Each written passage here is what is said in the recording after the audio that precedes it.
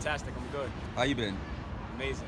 So tell us about your background, where you was born and raised. So, originally born and raised from Brooklyn, New York. My mom is African American, Native American. My dad is African American and Italian. So, a good combination of ethnic backgrounds and whatnot. So, um, my mom raised me. I'm from Clinton Hills. I lived around the corner from, Biggie Smalls. So, essentially, I was always around, music and hip hop and things like that. So, that pretty much, shaped me as, an individual growing up and the things that I was experiencing and the people that I was dealing with and the people that I was around. So kind of put me here where I'm at today. Okay. My childhood probably was, it was fun, honestly. We were the outside kids. We were able to, enjoy different experiences and learn different lessons from the people that we were around. And the maturity, we matured at a really young age, because of the environment and because of the things that we were experiencing. But overall, it was really fun. I enjoyed myself and I enjoyed the people that I was around. Okay, so what's your strongest memory of your childhood? Man, I probably want to say, my strongest memory, honestly, would be us, me and my friends, we would always play like, street football on the block. And just get like games going all throughout the day. Honestly, that's what we were thinking about. We were thinking about trying to become, NBA players and NFL players. So we were always trying to just execute the craft as much as possible, on a day-to-day basis, especially during the summer. Okay. Kind of like Crooklyn. You ever seen Crooklyn? Crooklyn? Yeah, kind of. Spike Lee. Almost. Similar to that. Yep. All right. So, okay, so when did you decide to become a rapper? I think it had to do with a lot of the people. Mostly the people that I was around. My dad, my cousin. They were really into the music, and as well as where my location. So you had Junior Mafia who lived down the block from me, and so just seeing what they were doing and the things that they were around, and the cars and the loud noises and the music. That was one element, and then to see my dad leaning over on the bed all the time, and he would have like a book out, and he would just keep writing, certain things that I didn't understand, and he would keep, mumbling to himself. And then also my cousin, Latoya, Fresco, rather, she was always into, her craft, and that pertained to, writing lyrics and things like that at the time. And I didn't really know what it was. I thought it was just, they were writing things and, just saying what they were writing. I didn't think it was a rap. But I think, at the age of 10, excuse me, when I experienced my first cipher, I was walking down the block from my school, and I had my backpack on, and it was on Downing and Putnam. This is in Bed-Stuy, and it was a cipher being conducted, and I saw it, and I told myself, I was like, man, I wanna actually go over there and see what's going on. Like, I'm interested, and so I went home first because my mother always told me, like, hey, come home first before you go out. So I went home, dropped my bags off. So I go back, I snuck back off the block, and I go, and the cipher is still taking place. And so I see my cousin Fresco there, and stood next to her, and obviously, you hear the melody, you hear the rhythm, you hear the enthusiasm, you hear all these different elements that, contribute to a complete cipher. And so Fresco, sort of like inched me more towards the center where, everybody was actually, rapping. And she pushed me to the point where I was in the center. And once I got there, the eyes were like on me, looking at me like, what's this little kid doing here? And so they was like, what you gonna do? So all the attention is drawn on me, and Fresco was like, go ahead, say something, And I don't know what it was that I said, but the reaction, the overall reaction from everyone that was there, that was listening. And it was funny because everyone was watching. It wasn't like, people were just, rolling dice and drinking on this end, but that was there. You had the alcohol, you had the dice. And mind you, this is like 5 in the afternoon, but everyone was focused. And so I started rapping, and well, I didn't know what I was doing what they were doing, you know what I mean? And the reaction was phenomenal, and that day, changed my life, because it was like whatever I was doing or whatever I was saying contributed to that reaction. And so I said to myself, if this is what I'm gonna get from these people, and they're more mature than I am, and they're my elders, and these are people that I look up to within my community, why not, pursue this thing and really, build on it and figure it out and see where it takes me. So that's essentially how I started rapping for Cypher. Yeah. Father was writing raps. Yeah, now that I translated, it was raps, but before, when I was young and I was watching him, lean over the bed and put lines in a book, I didn't think it was raps. I thought it was just something that he would, it was like probably his diary or something. I didn't think it was an actual rap. I didn't know what was going on. I just knew that he he kept saying things to himself. So I was like, okay, that's one incident where I've seen this happen. And again, the cipher, and then fresco, and then all these little elements contributing to, me saying, I know what that is. And then I took it in my own way, in my own form, and started to really just emulate what they were doing. And then I started to learn about the hip hop culture and hip hop history from the conversations that I was around and from the people that I was around. You start hearing, mostly what I've heard in my area was a lot of Biggie, obviously because I live right on the corner from him, and I knew Junior Mafia. So Big, I heard a lot about Nas, Fab, not too much of Hove until I really got, older into my teenage years and things like that. So yeah. Okay. Did you ever hung around with anybody from Junior Mafia? Yeah, more than one occasion, definitely. Only because, like I said, you had Ray Sean. He lived down the block, and so C's and everybody would come out. My aunt's boyfriend, he was around Junior Mafia all the time, so they would always come in front of my step because my house was like the hangout house. So everybody from Grand Avenue around the corner and from down the block came to my step because of my aunts. So we had like the poppin' block, I want to say. I mean the poppin' house on my block, and so everybody was always around, and so I had no choice but to be around these people. Okay. There's a meaning behind HD. Now it is, as I've grown and as I've matured through the music, and as I've been able to see the effect that the music has on other people, I would consider that HD as a vision for the people and for the future. And that's how I see it now. Before I thought it was just HD high definition, which I didn't think my former manager was going for at the time. He gave me the name of probably around 16. We were sitting in the car, and he was just like, Young HD. And I never thought he was aiming for like a high definition sort of thing, because he never said that. But as I grew, I was like, you know what, let me just take off the young portion of it, because not young forever, but at heart I am. But I was like, let me take the young away and then just leave it HD. And then again, like as I've seen the effect on people, it's more so like a vision and giving people hope when they don't have the light. And I am there to give that clarity or what have you through the music that I'm providing. Okay. Climate of hip hop is not the same as it was now. They're like drill rap, mumble rap, and all type of rap. Yeah. Where do you see yourself fitting? I wouldn't say fitting in more so. I would say standing out rather, only because again, everyone is inspired, and everyone is conducting what they want to do and what they feel comfortable with. But all together, it does start to sound similar as far as the track selection, the beat selection, and also the substance. The substance doesn't alternate. Everything does sound pretty similar, and that's why I really couldn't put myself in that category, because I'm not talking about the same things as these guys are talking about. So I want to say my goal is to stand out from the hip hop culture right now as much as possible, and branch myself off into doing other things, and combining different sounds and things like that. And how long you been rapping so far? So far, I want to, since I was 16. Yeah. So since the age of 16, I was really like into it, like consistently, like really into it. But then I joined the military 2015 and left last year. So entering the actual music business, I want to say probably about a year and a half, something like that, year and a half. And what made you join the military? It was a challenge that was tossed my way, and I had no other choice but to accept it and go with it. My godfather actually, he would always prior to my joining, he would always school me on just the Marine Corps in general, because I was adamant about joining the Air Force and the Navy rather. And so every night he would be like, hey, well, I know you want to go to this branch, but let me tell you more about the Marine Corps. And so every single night he would drill into me these stories. And one day I said, you know what, I'll accept the challenge. If you're saying that this is the most challenging branch to enter and to endure, why not? Let me go for it. And so we ended up going to the recruiter station. I met with a Marine recruiter, and I started to watch all these documentaries, watch all these movies, and I was super enthusiastic about it. I was inspired, and I said, let's do it.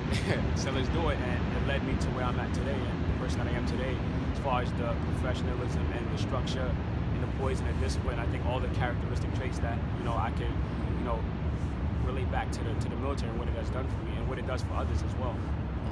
Have you seen any action while you was out there? No, I was working for Marine One, which is a department right underneath the White House. So I was handling more of the administrative aspects of Marine One and the White House and things like that. So it was a good time. Ghetto Sunday. Yeah. Ghetto Sunday. So explain that song to us. It's funny. So I'll tell you a little story about Ghetto Sunday. So initially, I probably recorded it 2 years ago.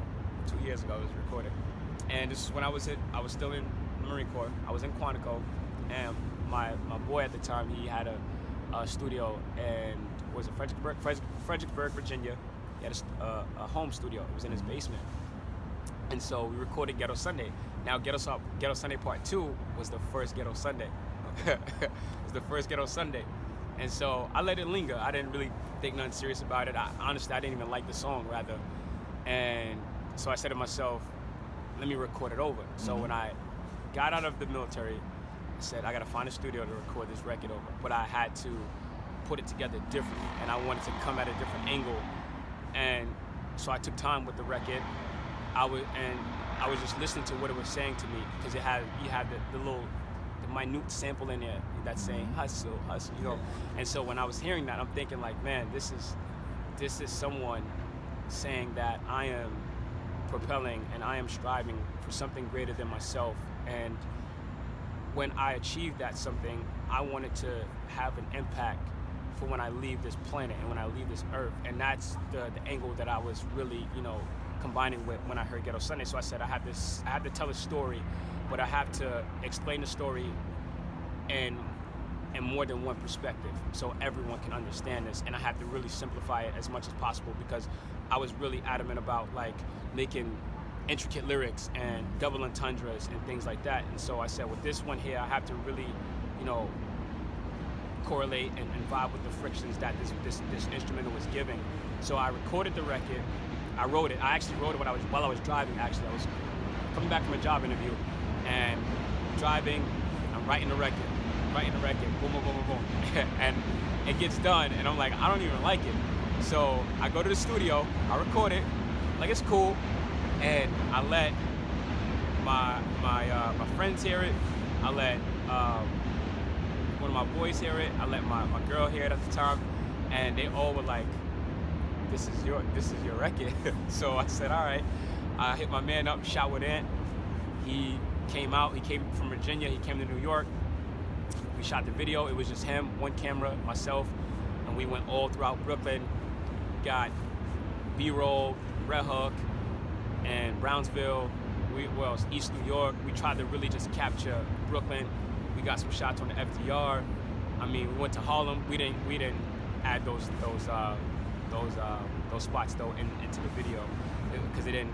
You know, we wanted to make sense as far as the editing portion of it. But yeah, and we released the video, and October 13th we released the video, and it did, I want to say 20,000 views on its own. So when I see that, I said, this is it. We're gonna actually stand by this record. But you know, God is good, and luckily for me, we had at the time the right people to help put the resources into the record to get it to where it's gotten today. You know, 4.9 million views right now, almost 5 on YouTube, and an additional million views on Hip Hop Come Up. And then you have an additional 4.2 million on Shade Room and other websites and other blogs that have taken the record and pushed it to the masses. So, and if you ask me, I don't think the record has reached its full potential. I think once I actually hit that plateau and that apex as an artist, that's when people will really gravitate towards it, and then it'll jump towards that 100 million and et cetera and beyond. Yeah, that's the Ghetto Sunday. Yeah, I like it. One line, you said you traveled to PA to VA. Yeah, so that line was me saying my transition from moving, because I moved from New York to Lancaster, Pennsylvania. And that's where I joined the military from. But I was just saying my transition from moving from PA to VA. It was a transition. I moved from New York, moved to PA, and then from PA I'm going to Virginia. So it's like, man, I'm experiencing different people, different environments, different atmospheres, different lifestyles. and going from PA, I went to the military, so it was a culture shock on each move. So that's what I was saying. I would travel PA to PA, and they always, like when I was in Virginia, they would always use the slang like hip. So that's why I added the line like hip. My ones kept me hip, so I traveled with them. So if you were hip, you understood what the person was saying. If you said I'm hip, or if you were saying something that was authentic, that's hip. It meant more than one term, like more than one term. So that's where they I got the line hip, and that's it. Phenomenal song, and like I said, it definitely hasn't reached its full potential as of yet, but it's gonna reach its peak. It's gonna reach its peak, and for what it's doing so far, I mean, it's got me where I'm at right now. Yeah. Hate spending money on hoes and who had clothes. Oh man, so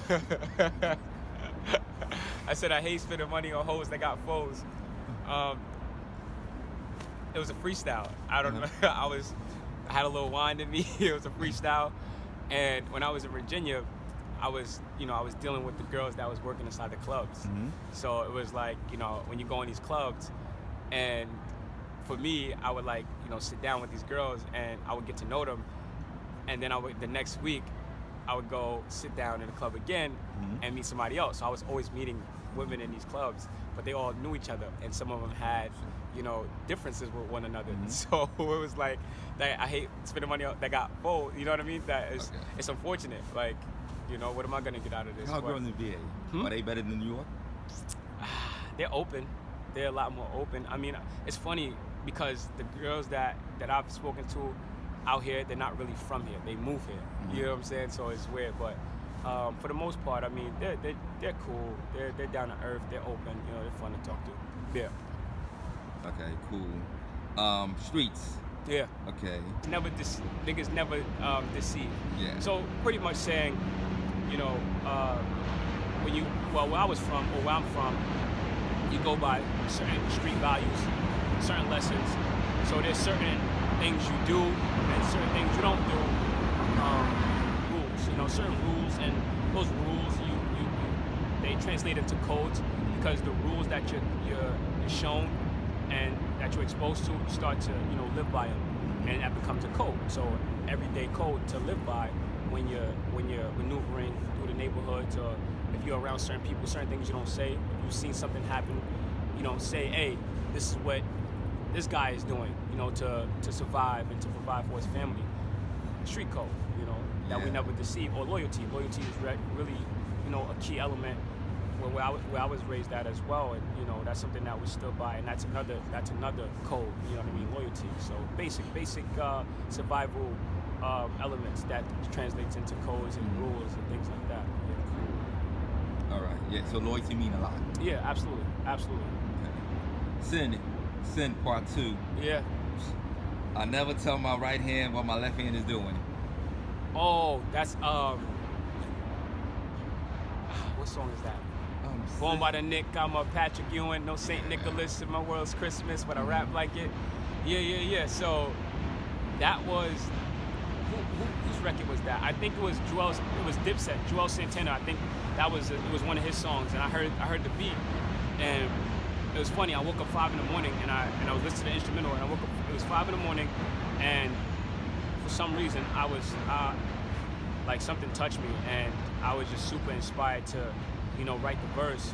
But it was more so like I was feeling like regal in a sense. I was feeling regal. I was feeling heavenly, and what I was saying in the record, it came out naturally. Like I didn't really write it. I was just mumbling that song, and it just came out to where it's at right now. And so I called Noah, my engineer at the time, and I said, bro, I got to get in the studio and I got to record this. Like, this is fresh in my mind. You know what I mean?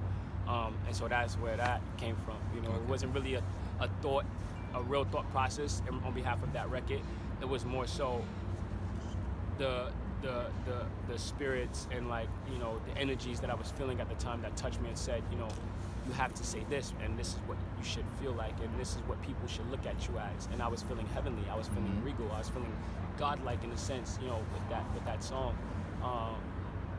And that's how that happened. Yeah, it's pretty simple how my my music comes about. All right. line that said, you have two and a half gods inside of you. Right. So that's what I'm saying. Going back to feeling heavenly, feeling regal, feeling godlike, you feel good. And when you feel that way, it's always good to write. You know, because that confidence comes out, and whatever it is that you want to say, you'll say it, and whatever it is that's inspiring you to say that, you'll go ahead and regurgitate it. And that's exactly what I was saying in that song, was coming from whatever is out there that energetically connected to all of us. But again, we all have, you know, a God inside of us. I truly believe that, you know what I mean? And we contribute to the universe as one.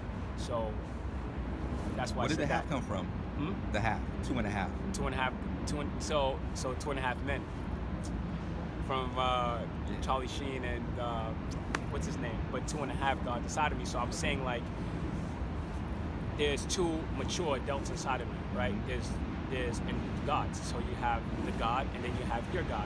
So that's two. But also there's a youth inside of me as well. There's a kid. There's an adolescent in all of us. And pretty much, I was just saying that these are the sources that help me, you know, propel and, you know, become my inner person and my outside person on the exterior. Yeah. Drink you smoke? I drink, you know, here and there. You know, I like drink? to have wine, and, you know, depends on the occasion. Depends on, like, it's all about the friction. It's all about the energy, how you feel. It's, you know, it's a day like this, you're gonna have some wine. You know what I mean? Or it's a celebratory moment, you'll have a shot. The song, not Hold. Yeah. Wow. So that's a big comparison. Yeah, it's a great comparison if you ask me. I mean, who doesn't want to be compared to, you know, one of the greatest of all time? But it's about what are you comparing, and you also want to separate yourself. And that song was, you know, conducted for me to say that's not me. However, thank you. And I also included the Kobe's interview, because as we all know, Kobe was compared to Jordan very, very frequently, and it was an amazing thing. Kobe took it as fuel, and that's how I take it. I take it as fuel because, again, it separates you, because not everyone has the ability to be compared to somebody that is great, rather. So did the record, and what I was saying in there, basically just saying, you know, look at if you look at history, and you look at artists that have come out like Hov, like Fab, you know, people that I was inspired by, as well as others, they've been compared. You know, Fab was compared to Mace, and I spoke to Fab on FaceTime, and he said, you know, I was compared to Mace at one point, but look at me now. You know, I'm not compared to Mace. I don't sound like Mace. And then obviously Hov, they compared him to Big, and then they compared him to Big L, and then they compared him to Jazz. So it's like all these people, they're trying to associate you with. It's fine. It's hip hop. Now, everybody, you know, studies somebody to become that somebody, you know, and become themselves. But the thing is, what you want is you want to study the greats to become better and be better, because again, they're giving you the torch, they're giving you the light. So you want to take that and run with it and create your own identity and your own self and your own craft. And so, but directly, as far as, you know, not Hov, was just saying that's not me, because a lot of people may get it misconstrued, like that's your dad, this and that. So it's like, that's not me. Do I think it Do was you see the gonna have? comparison? What's up? Do you see like the comparison? Yeah, I see the comparison, and it's fine. But I also think, like, if I didn't do that record, it wouldn't have made no difference, because at the end of the day, I could say I'm not Hov, or I'm not Big L, or I'm not whoever you compare me to, or I'm not Papoose. I get that as well. But I'm not these guys. But at the end of the day, you know, in order for me to prove myself, I have to be consistent. I can say I'm going to be great, and you can compare me to Hov all day, but it's like, you have nothing to show for. If you're not serious about your craft, you don't have good music, you don't have critical acclaimed albums, if you don't have these things, then what are you? If you're not here 20 plus years, then what are you? Who are you? You're just a gimmick. And again, rest in peace to Kobe. You compared him to Jordan, but at the end of the day, he had to show and prove, and he proved it. It was work ethic, it was consistency, and also he had the right people around him. And so all of these things are extremely vital to me, as far as, you know, the next few things that I do within the culture, within the business of music. You know what I mean? So, but as far as the comparisons, amazing. You know what I mean? That's phenomenal. But at the end of the day, there's gonna come a point where you're gonna say, that's HD, and I'm gonna ensure that, and that's what we're trying to ensure. We're not trying, but what we're going to, and what we have ensured. That's not me. This is me. Thank you for the comparisons. I appreciate it. Compliment. At the end of the day, we're different people, and I'm myself, and expect a lot of good things for sure. Do you get tired of it? No, absolutely not. It's nothing to get tired of. It's only people not understanding what they don't know. You know what I mean? A lot of people will give you an opinionated answer or an opinionated fact because it's a fact to them, but it's opinionated for me. So they'll do that only because they don't understand it. So a lot of times you don't like what you don't understand. Most of the time, and so you have to give people. You have to forgive them, and you have to give them time to learn you and be around you and understand you, because I know that once you're around me and once you're in my room and once you really get to know me as a person, this guy is not him. He's not trying to be like him. He's himself. It's just we have certain similarities. I may remind you of him, but at the end of the day, me and him are two different people. We wake up on two different parts of the earth. Two different parts of the earth and the planet and things like that. So two different people. So you think with the comparison, you think people probably overshadow your lyrics, your wordplay, because you think that every song you drop, they'll be like, oh wow, Hope wouldn't say this, or Hope wouldn't do that. You think it'll go to that extreme? No, I don't think it overshadows. I think it actually draws them in, rather. But again, the idea is not to have that reaction all the time. But if that's the reaction that they have, then you have to give people time to adjust and learn, because everybody gets compared at some point in time throughout their entire career. Not just rappers, but also singer. You have Anita Baker and Tony Braxton. They may sound similar, but at the end of the day, they're two different people. But Tony Braxton still sold millions of records. You know what I mean? It doesn't matter. It's all about the quality of the music and how it resonates with people, and it's all about the craft at the end of the day. And I think that's the most important thing. So do I think we're gonna overshadow? No, because if they have, then I wouldn't have got this far where I'm at right now. You know what I mean? It's been a success. Yeah. All right. So now let's switch gears. So how do you feel about the current political / social movement going on? Well, I'm not a political individual, honestly. However, there is changes that need to be made, and they have been made already, and it's good to see that there's progress. And so I will say that it's good to see that there's progress, but there's always improvement on what we should do as a people, as a community, as a culture, and at the end of the day, it all results in loving one another and being selfless. I think that's the most important thing. It's not about the politics, about the people. And once we find that love within ourselves and we love one another and we X out the politics, we'll always move forward. Yeah, that's the most important. So, what's your top 5 favorite artists of all time? Who? The top 5 favorite artists of all time. Artists? Top 5? Top 5. So, Michael, Prince, Sade, Marvin, and Madonna. Top 5 artists. Yeah, artists. Artist-wise, like music artists. Now we're talking MCs. Yeah. Big L. Hope go first. That's my all-time inspiration. So Hope go first. Big L. Biggie. Man. Top 5. Ooh, that's so difficult. Ugh. Gotta put Eve in there. Gotta put Eve in there. Okay. Man, I gotta say M. Top 5. Why did you put Eve in there? Because I feel like sometimes well, not even sometimes, because you don't hear it. You don't, like you say, you don't hear it often. You don't hear it a lot. Because I feel like women have contributed to the culture extremely, and women MCs. So why not? You know what I mean? And they have phenomenal talent as well. Missy as well. But Eve definitely. She was rigorous. Her bars were strong. She was the only female over there at Rough Riders, and she held her own. You know what I'm saying? So that's why I always admired her.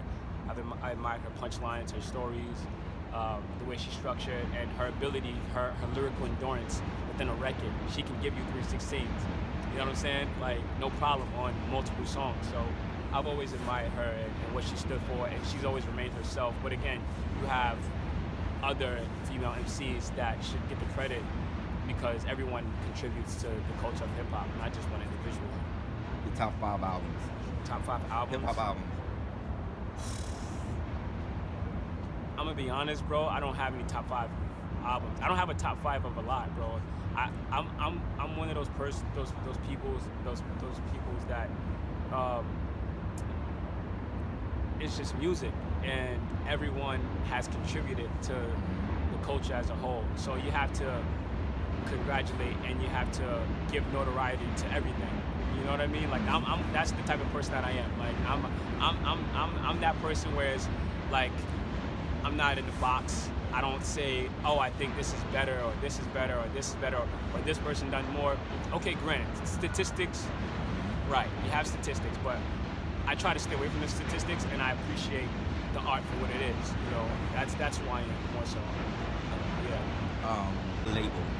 So right now we actually. First of all, what's the name of your label? So right now, the label is called Compass Music Group. It's Compass Corporation, Compass Music Group. We actually stopped the whole Reservoir RCS Entertainment label for certain reasons, business purposes, and certain relationships didn't transpire the way I thought it would transpire. So we had to set that element aside, set that entity aside, and actually move forward and create a fresh, new, broad label and whatnot. So it's now Compass Music Group, Compass Corporation, which is the huge umbrella. And then you have Compass Music Group, because in the next few months, weeks, years, I'm gonna do some phenomenal things. So we wanted to give it a broader light as far as saying Compass Corporation and putting other things underneath it. But no more Reservoir RCS Entertainment. No, I had to leave that thing alone. And you're the premier artist.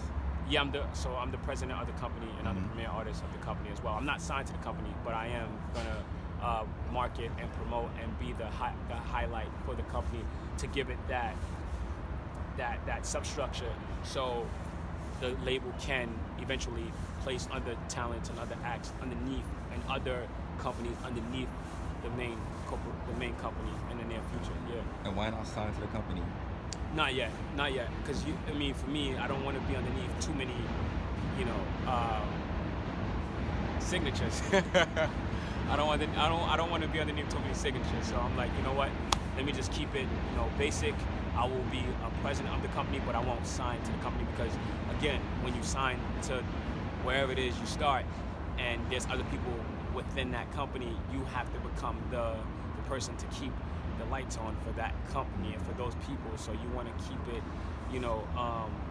pretty basic. You don't want to lock yourself into anything. That's why I told myself I don't want to lock myself into anything just yet, right now. But what I will do is I will be part of that entity, so I can bring new acts and things like that, and then that will help the company, because one person can't do it by themselves, and that's essentially what I'm saying. I can't do it by myself, so why put myself in that position?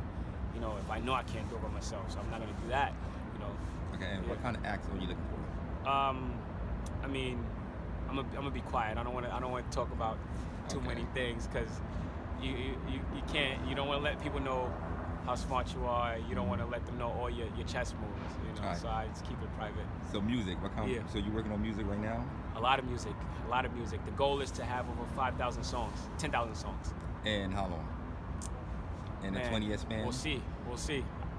But that's the goal. But we got a lot of music. You'll be old by the time you finish listening. Got a lot of music, but diverse music. Definitely combining the deep house, the EDM, the pop, the drill, just a combination of all these different sounds that are relevant today, and that is driving the music business and the culture right now, for sure. And also other cultures and other cities and countries around the world that we're trying to tap into as far as the sound. Yeah, currently, the Taj Gibson Foundation, my manager, everybody who's contributed to what's going on right now, and the people that we know, and everything like that. I think, again, like I said earlier, nothing happens without a machine, and nothing happens without, a team that's strong and that understands you and understands what's going on. I think that that's the driving force. You know, nothing can get done without the talented work. Shout out to the people that I'm